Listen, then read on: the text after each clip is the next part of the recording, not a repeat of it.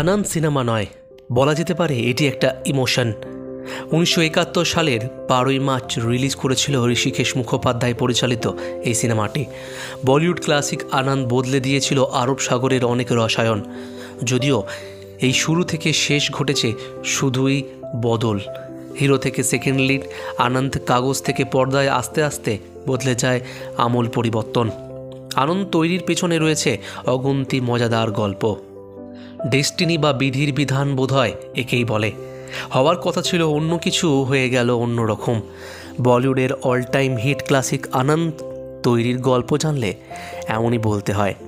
বাঙালি director Rishikesh Mukhopadhyay পরিচালিত এই ফিল্মের গল্প লেখা হয়েছিল রাজ কাপুরকে ভেবেই। স্টার কাস্টে ছিলেন কিশোর কুমারও, কিন্তু তার বাড়ির গার্ডের ভুলের জন্য এমন সিনেমা হাতছাড়া হয়ে যায় কিশোরের। কিছু কিছু ঘটনার জেরে বদলে যায় আনন্দ সিনেমার পুরো সেট আপ। 1971 সালের 12ই মার্চ রিলিজ করে আনন্দ। বলা হয় পরিচালক ঋষিকেশ মুখোপাধ্যায় প্রথমে আনন্দের প্রস্তাব নিয়ে যান রাজ কাপুরের কাছে, কিন্তু স্ক্রিপ্ট শুনেই মধ্যবয়সের রাজ কাপুর বুঝতে পারেন বয়সের কারণে তরুণ ক্যান্সার পেশেন্টের রোলের জন্য তিনি একদমই মানানসই নন।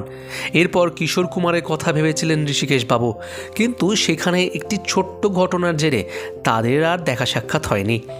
আসলে সেই সময় কোনো একটা অনুষ্ঠানে বাঙালি প্রযোজকের সঙ্গে সমস্যা চলছিল কিশোর কুমারে।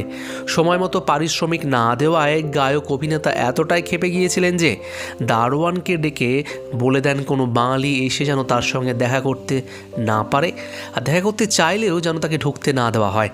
কিশোর কুমার ভেবেছিলেন উক্ত বাঙালি প্রযোজক তার কাছে ক্ষমা চাইতে আসবেন, কিন্তু ঘটনাচক্রে সেই সময় সিনেমা নিয়ে কথা বলতে হাজির হন ঋষিকেশ মুখোপাধ্যায়। দারোয়ান বাঙালি শুনেই তাকে তো না বলে দেন এবং সেখান থেকে তাড়িয়ে দেন। এই অপমানে এত রেগে যান ঋষিকেশ বাবু যে তিনি কিশোর কুমারের সঙ্গে অনেকদিন কথাই বলেননি। ঘটনার কথা জানতে পেরে পরে কিশোর কুমার নিজের মাথা ঠুকতে অবধি বাকি রেখেছিলেন। তো এটাই হলো ভাগ্যের ফের। আনন্দে হিরো হওয়ার কথা ছিল কিশোর কুমারের, কিন্তু হলেন রাজেশ খান্না।